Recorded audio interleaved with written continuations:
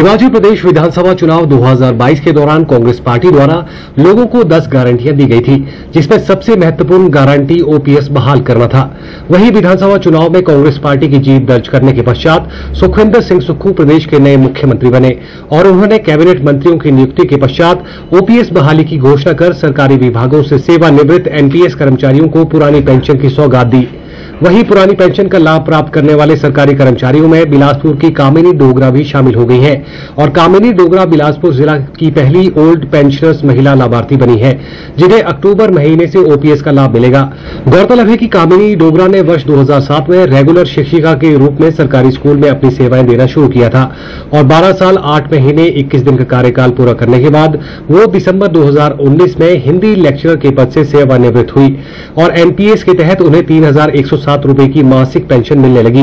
जिससे उनका व उनके परिवार का गुजर बसर करना मुश्किल हो गया था। वहीं अब मुख्यमंत्री सुखविंदर सिंह सुक्खू द्वारा ओपीएस बहाली की घोषणा के बाद 17 सितंबर को कामिनी डोगरा को पुरानी पेंशन के दायरे में लाया गया है, जिसके संबंध में उन्हें पेंशन पेमेंट ऑर्डर भी विभाग की ओर से भेजा गया है और पुरानी पेंशन के तहत अब कामिनी डोगरा को 39,865 रुपए मासिक पेंशन अक्टूबर 2023 से मिलना शुरू हो जाएगी। वहीं पुरानी पेंशन मिलने से पूर्व कामिनी डोगरा ने एनपीएस के तहत प्रदेश का हिस्सा जो कि 8,66,000 रुपए है वापस कर पुरानी पेंशन योजना का लाभ लेने की सिफारिश की थी, जिसके बाद अब कामिनी डोगरा को ट्रेजरी के तहत अगले महीने से पुरानी पेंशन मिलना शुरू हो जाएगी। वहीं ओपीएस में शामिल कर पुरानी पेंशन बहाल करने पर कामिनी डोगरा ने मुख्यमंत्री सुखविंदर सिंह सुक्खू सहित प्रदेश सरकार व एनपीएस कर्मचारी संघ के नेताओं का आभार जताते हुए सीएम सुखविंदर सिंह सुक्खू को पेंशन पुरुष करार देते हुए सरकारी कर्मचारी का अधिकार व सम्मान वापस करने की बात कही है। वर्ष 2007 में मैं रेगुलर नियमित तौर पर मैंने शिक्षिका के तौर पर शिक्षा विभाग में हिमाचल प्रदेश में अपनी सेवाएं सरकारी सेवाएं शुरू की। मेरी कुल जो सरकारी नौकरी है वो 12 साल 8 महीने 21 दिन बनी। दिसंबर 2019 में मैं बतौर लेक्चरर हिंदी लेक्चरर पद से सेवानिवृत्त हुई। तत्पश्चात एनपीएस के दायरे में आने वाले कर्मचारी की भांति सेवानिवृत्त मेरा जो अमाउंट था 40% वो एलआईसी में पॉलिसी के तहत गया, तो उसके तहत मुझे 3107 रुपये पेंशन के रूप में प्राप्त हुए।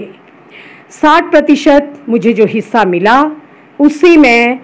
4 वर्षों में थोड़ा थोड़ा जीवन में अपने उससे अपना गुजारा करने लगी। लेकिन कहते हैं कि एक दिन घड़े में भरा हुआ धन भी समाप्त हो जाता है, तो कोई ऐसा जीवन यापन के लिए परिवार में 100 खर्चे होते हैं, तो मेरे पास ऐसा कोई साधन नहीं था कि मैं उसको चला पाऊँ और कई बार हताशा भी हुई। 15 सितंबर 2023 को मुझे ये सम्मान मिला कि मैं बिलासपुर जिला से प्रथम महिला ओपीएस पाने वाली,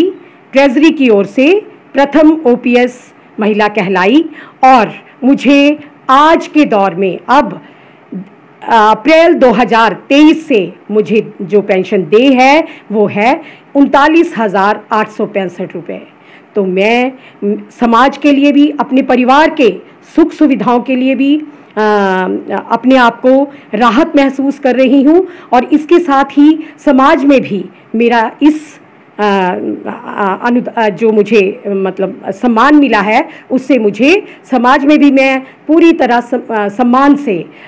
अपना इसमें योगदान दे सकूँगी। मुझे लगता है हिमाचल का हर कर्मचारी माननीय सम्माननीय सुखविंदर सिंह सुक्खू जी का, जिन्हें मैं पेंशन पुरुष कहूँगी, और